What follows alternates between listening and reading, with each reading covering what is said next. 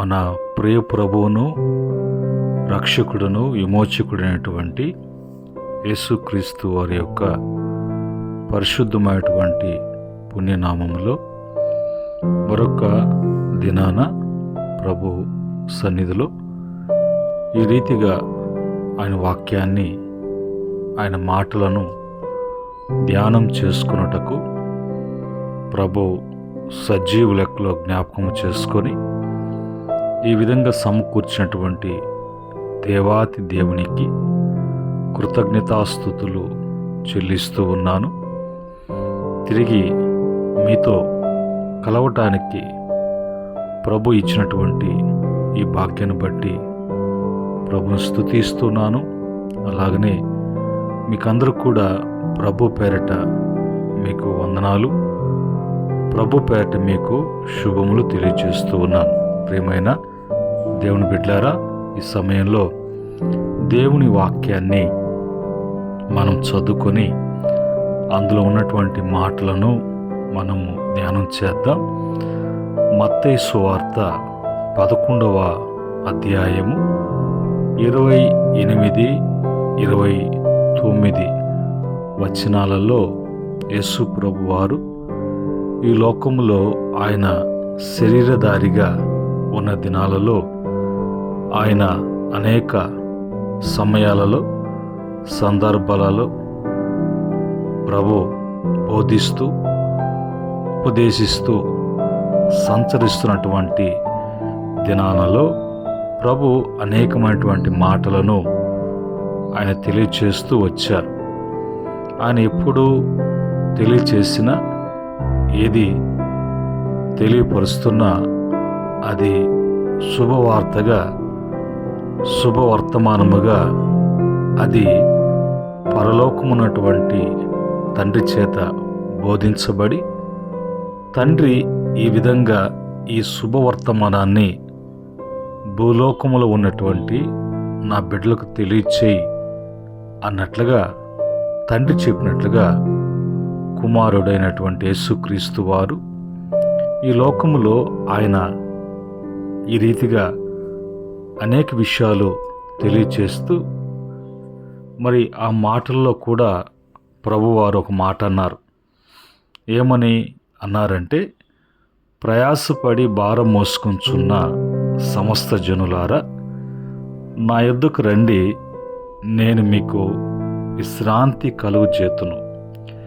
నేను సాత్వికుడను, దీన మనస్సు గలవాడను గనుక మీ మీద నా కాడి ఎత్తుకొని నా యొద్ద నేర్చుకునుడి, అప్పుడు మీ ప్రాణములకు విశ్రాంతి దొరుకును.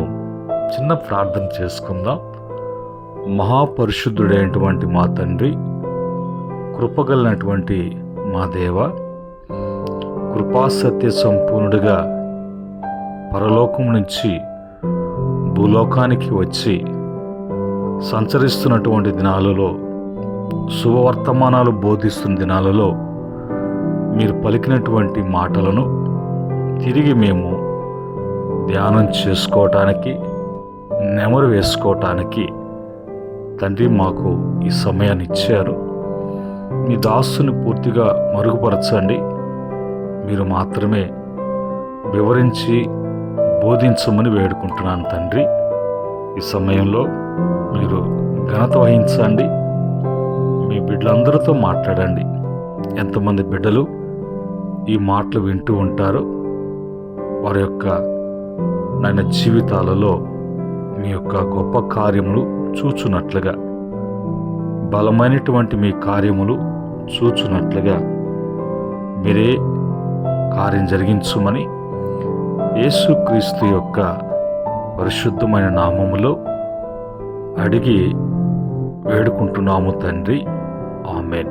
ప్రియమైన దేవుని బిడ్డలారా, ఈ సమయంలో ప్రభు ఆయన మరి చెప్తున్నటువంటి మాటలు, తెలియచేస్తున్నటువంటి మాటలు ఈ లోకంలో మరి మానవుని యొక్క ప్రయాణము, మానవుని యొక్క ప్రయాసము, మానవుని యొక్క జీవితము మరి ప్రభు ఆయన ఆదిలో మానవుని చేసినప్పుడు మానవునికి అంతా కూడా సంతోషానికి సంతోషం, ఆనందానికి ఆనందం, సుఖానికి సుఖము అన్నట్లుగా ప్రతిదీ కూడా ప్రభు మానవునికి అనుగ్రహించాడు. అయితే మానవుడు అది దేవుని వలన కలిగి ఉండాలని దేవుడు మానవునికై అనుగ్రహించి మానవుని ఆ రీతిగా సంతోషపరచాలని, తృప్తిపరచాలని ప్రభు యొక్క ఆశ, ఆలోచన.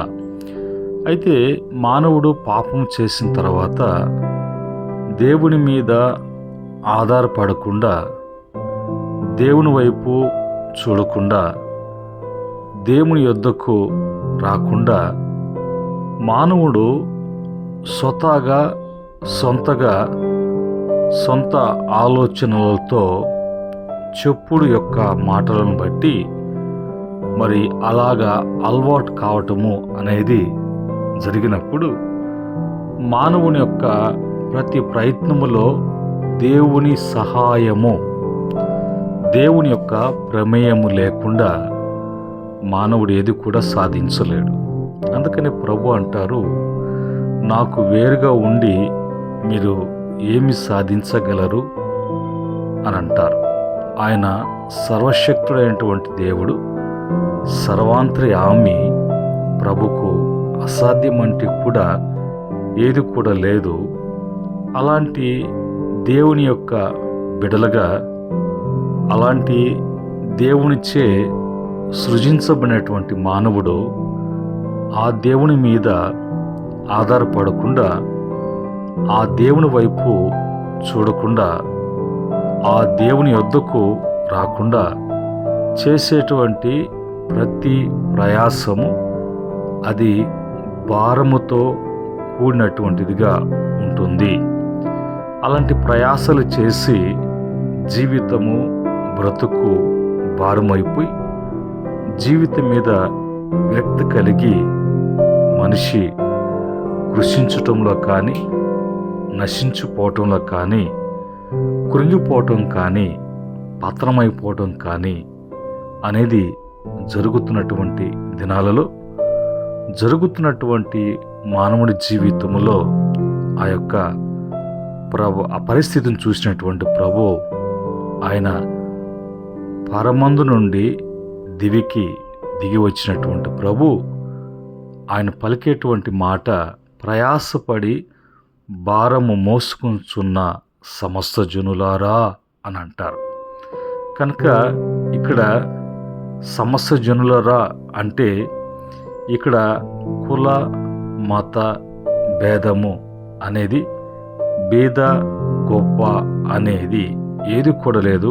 సమస్త జనులారా, మీరు ఎవరైనప్పటికీ కూడా, మీరు ఎలాంటి వారు అయినప్పటికీ కూడా ప్రభు పిలుస్తూ ఉన్నాడు. నీ ఉన్నటువంటి స్థితి ప్రభు చూస్తూ ఉన్నాడు. నువ్వు పడుతున్నటువంటి పాటులు ఆయన చూస్తూ ఉన్నాడు.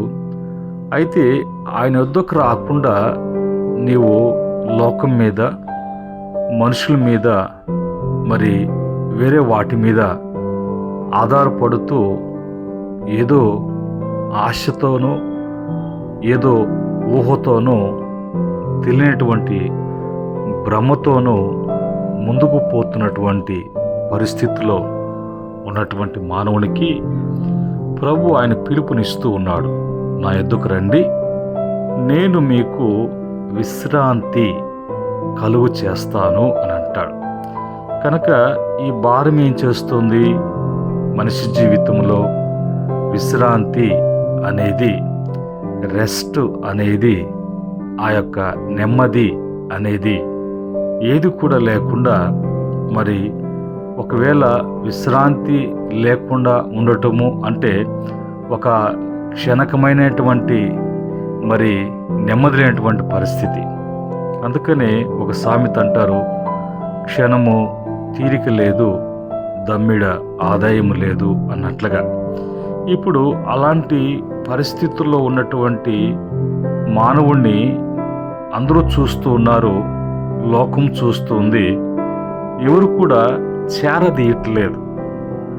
మానవుడు ఒకడు పడిపోతున్నప్పుడు మరి బలపరిచి నాలాంటి వాడే కదా, నాలాగా కష్టపడుతున్నాడు కదా, నేను కూడా ఒక మనిషిని కదా, నా తోటి మానవునికి నేను నాకు కలిగిన సహాయం చేయాలా అన్నటువంటి మానవత్వం లేనటువంటి, అలాంటి మానవత్వం కోల్పోయినటువంటి దినాలలో మనం ఉన్నాం.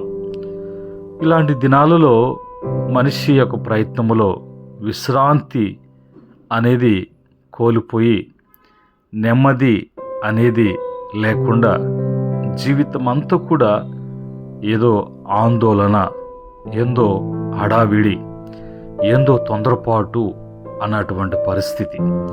అయితే ఇది లోకము చేరదీయదు, లోకము అర్థం చేసుకోదు, గ్రహించి ఏదో ఒక విధంగా మరి సహాయం అందించేటువంటి మనసు లోకంలో ఉన్నదానికి ఏది కూడా లేదు. లోకంలో ఉన్న వాటి వలన ఏది కూడా కలుగు చేయదు అనేది అర్థం చేసుకోవాలి. అయితే ప్రభు ఆయన ఎంతగా ఆయన తెలియచేస్తున్నాడు. ఆయన తెలియచేసేటువంటి మనసు, ఆయన సాత్వికుడు అని అంటాడు.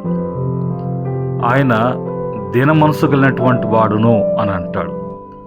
కనుక ఆయన యొక్క సాత్వికము, ఆయన యొక్క దీన మనస్సు చూస్తూ ఉండేది కాదు, సహించేటువంటిది కాదు. అలా పడుతూ ఉన్నప్పుడు, అలా జరుగుతూ ఉన్నప్పుడు చూసి ఉండలేనటువంటి మనసు యేసయ్య మనసు. అలాగా చేరదీయలేకుండా ఉండేటువంటి మనసు కాదు, చేరతీసేటువంటి మనసు.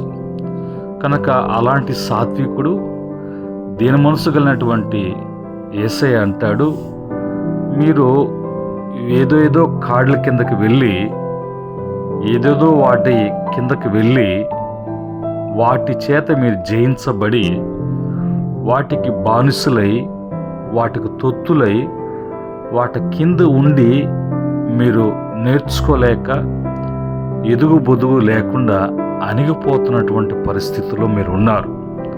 అలాంటప్పుడు మీరు విడుదల కోరుకునేటువంటి ఆలోచనతో మీరు నా యొద్దకు వచ్చినప్పుడు నేను మీలో ఉన్నటువంటి లోటుపాటులను, లోపాలను చూసి మిమ్మల్ని దాని విషయంలో ముందు పరిష్కారము, అది శిక్ష, గద్దింపు, విమర్శ, లేదంటే సరిచేయటము అనేది కాకుండా ఆ స్థితిలో నుంచి ప్రభు నిన్ను లేవనెత్తి, ఎక్కడ ఏది నేను అణిచివేస్తుందో, ఎక్కడ నీవు అణిగిపోతున్నావో, నలగ కొట్టబడిపోతున్నావో, నీ జీవితంలో ఎలాంటి అనుభవాలతో ముందుకు సాగలేక బందీకారమైనటువంటి బంధకాల్లో ఉన్నటువంటి పరిస్థితుల్లో ఉన్నటువంటి నిన్ను ప్రభు అంటాడు, నా కాడి ఎత్తుకొని నా యొద్ద నేర్చుకొనుడి.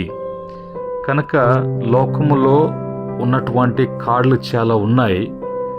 ఆ కాళ్ళ కింద వెళ్ళినప్పుడు ఆ కాడి మోపినటువంటి వాడు ఎలాగ చెప్తే అలాగా, ఎలాగ నడిపిస్తే అలాగా అన్నట్టుగా లోకం ఉంది. అయితే యేసు ప్రభు వారు మోపేటువంటి కాడి అది నీ మీద భారంగా కాకుండా, అది నీకు తేలికగాను బరువు బ్రతుకు భారంగా కాకుండా, ఆ కాడి కింద ఉన్నప్పుడు దాన్ని నడిపించేవాడు ఏ విధంగా కమెంట్ చేస్తూ నడిపిస్తూ పని జరిగించుకుంటాడో అలాగ జరిగించుకునేవాడు కాదు మన ప్రియప్రభు అయినటువంటి యేసుక్రీస్తు వారు. ఆ కాడి ఆయన నీ మీద ఉంచినప్పుడు నీవు నేర్చుకోవాల్సినటువంటివి, తెలుసుకోవాల్సినటువంటివి, నేర్పించబడవలసినటువంటివి అనేకటువంటివి తెలుసుకుంటావు. కనుక ఆ కాడి కింద ఉన్నప్పుడు నీకు ఒక క్రమము, ఒక బోధా క్రమము, ఉపదేశ క్రమము, సహవాస క్రమము నువ్వు నేర్చుకుంటావు. ఎలాగా ఎదగాలో, ఎలాగ ముందుకు సాగాలో, ఎలాంటి భక్తి భావముతో, ఎలాంటి మనసు కలిగి, ఎలాంటి స్వభావ లక్షణములతో నీవు నీ జీవితాన్ని ముందుకు సాగాలో నేర్పించేటువంటి కాడి కిందకు వచ్చినప్పుడు ఆ నేర్పించేటువంటి పరమ దేవుడైనటువంటి, పరమ రక్షకుడైనటువంటి యేసు ప్రభువారు అంటారు, ఆ నేర్చుకునే విధానములో నీకు భారం ఉండదు, నేర్పించే విధములో కఠినత్వం ఉండదు.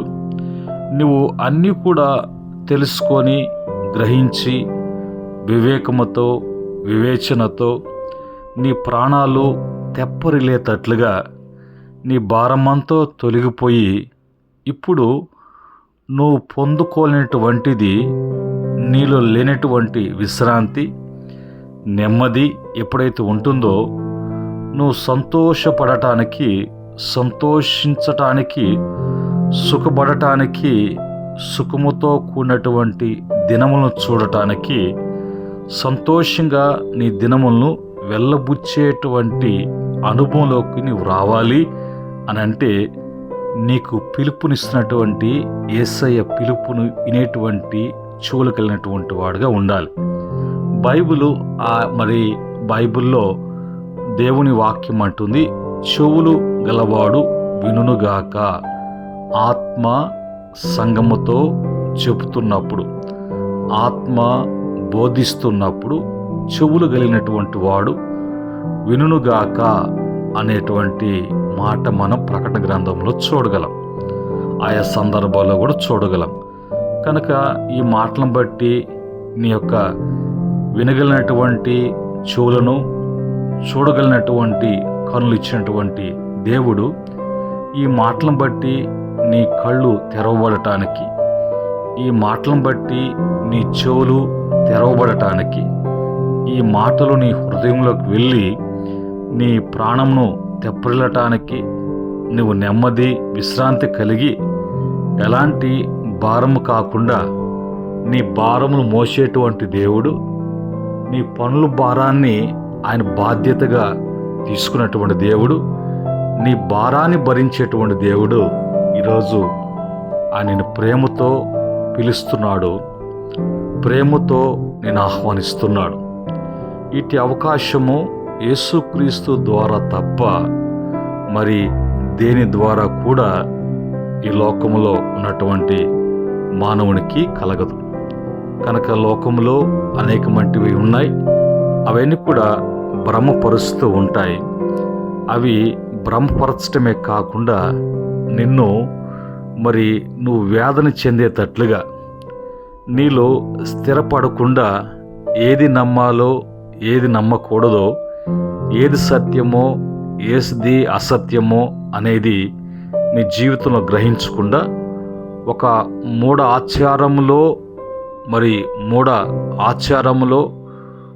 ఆచారం అనేటువంటి మాయలో మగ్గిపోయేటువంటి పరిస్థితికి రాకముందే ప్రభు వాక్యం నేను హెచ్చరిస్తుండగా, ప్రభు స్వయాన ఆ దినములలో ఆ ప్రజలతో మాట్లాడినటువంటి దేవుడు ఈ దినాన ఆయన ప్రజలైనటువంటి మీతో ప్రభు మాట్లాడుతుండగా ఈ మాటలను బట్టి ప్రభు వైపు చూద్దాం, ప్రభు యొద్దకు వద్దాం, ప్రభు యొద్దకు వచ్చి ఆయనకు అప్పగించుకుందాం, ఆయన కాడి కిందకు వచ్చి ఆయన నడిపింపులో ఉంటూ ప్రభు వలన ప్రతి మేలు పొందుకోవటానికి, ప్రభు వలన ప్రతి మంచి జరగటానికి, ప్రభును బట్టి ఆనందించటానికి అట్టి సహాయము, అట్టి కృప యేసుక్రీస్తు ద్వారా పరిశుద్ధాత్మ దేవుడు ప్రతి బిడ్డకు కూడా అనుగ్రహించునుగాక. ఆమెన్. ప్రేమగల తండ్రి, పరిశుద్ధుడా, మీకు వందనాలు. ఈ దినాన మాకు ఇచ్చినటువంటి మంచి మాటలను బట్టి, వింటున్న బిడ్డలను బట్టి నేను స్తుతిస్తూ ఉన్నా. ఈ మాటలు బిడ్డలకు దీవెనకరంగా మార్చండి. బిడ్డలు సరి చేసుకోవటానికి, సరిదిద్దుకోవటానికి కృప చూపించండి. మీ కార్యములు బిడ్డలు జీవితాలు జరిగినట్టుగా సహాయం చేయమని మరొక తరుణములో నీ వాక్యాన్ని బట్టి మేమంతా కూడా మరి దగ్గర కాబట్టడానికి, సహవాసముగా కలవటానికి కృప దయచేయమని యేసుక్రీస్తు నామములో అడిగి వేడుకుంటున్నాము తండ్రి. ఆమేన్. పరమ తండ్రి దేవుని ప్రేమ, రక్షకుని యేసు కృప, పరిశుద్ధాత్మ యొక్క సహవాసం మీకును మీ కుటుంబాలకును కలిగిన యావత్తును సదా తోడే నడిపించునుగాక. ఆమేన్.